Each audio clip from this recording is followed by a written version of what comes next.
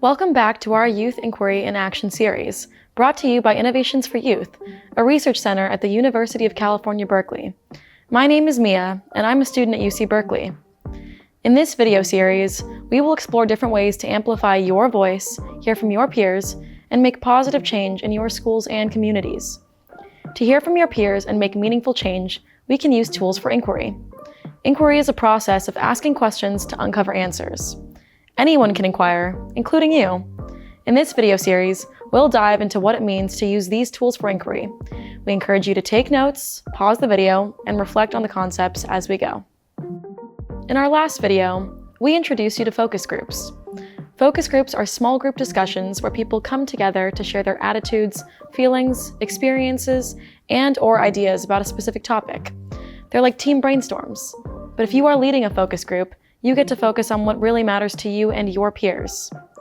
Planning a focus group discussion can feel like a lot, but don't worry. In this video, we'll break it down for you into 5 simple steps.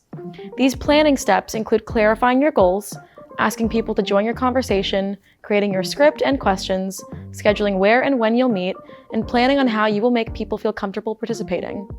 Together, these steps will keep your planning organized and help you stay on track. Now let's dive into each one of those steps. Step 1 is to clarify your goals. Ask yourself, what do you want to learn from a focus group discussion? Once you know your purpose, move to step 2, inviting others to join. When deciding who might be a part of the conversation, think about whose voices would contribute to the discussion. Maybe it's young people who share a common interest or have shared experiences like being in the same class or grade. For example, if you want to host a focus group to brainstorm ideas for being a leader, you might invite students who are interested in leadership, or maybe who haven't had opportunities to be leaders yet. Having people in the group who share a common interest or experience, but can bring a variety of perspectives, is important to having a meaningful conversation where everyone can contribute and new ideas can come up. Step 3 involves creating a script and asking questions of the group. Your focus group conversation should identify issues and discuss solutions. We accomplish this with 3 types of questions. Start by asking open-ended, warm questions that encourage people to share their thoughts and experiences and help to break the ice, like, what's your favorite part of the school day? Then you can move into deeper topics as everyone gets comfortable. What does feeling safe mean to you? Finally, wrap up with solution-oriented questions such as, if you could change one thing to make your school feel safer, what would it be?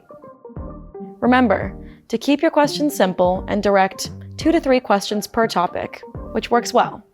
And remember, you can ask follow-up questions to encourage your peers to elaborate or share more, like, can you tell me more about that? Can you give an example? This helps keep the conversation flowing. Step 4 is to schedule your focus group. Find a time that works for everyone and make sure the session isn't too long. 30 to 60 minutes is usually an appropriate amount of time. For example, during a lunch break or regular meeting time. Finally, step 5 is to consider the space. Find a meeting space that is easy and accessible for everyone to get to. One good strategy is to use a quiet space participants are already familiar with that would be convenient for them. Maybe that's online, in a classroom, or in another space that everyone regularly meets in. A circle seating format is ideal as it allows everyone to see, listen to, and to engage with one another during the discussions. The goal in the circle is to create a safe and welcoming environment that will encourage people to share their experiences. Let's pause and think for a moment. What is one topic you'd like to learn more about from your peers? Who would you like to invite into that conversation? Draft 3 questions to help guide your conversation. Remember, 1 warm-up question, 1 to open up the topic, and 1 to brainstorm solutions. Now, before you finalize your plan, take a moment to reflect. Do your questions connect to your goals? Are they open-ended enough to invite different perspectives? And most importantly, will they inspire creative solutions? If the answer is yes, your planning is complete. Go lead an amazing focus group. In this video, we covered planning your focus group. In our next video, we will provide tips for successfully leading your first focus group.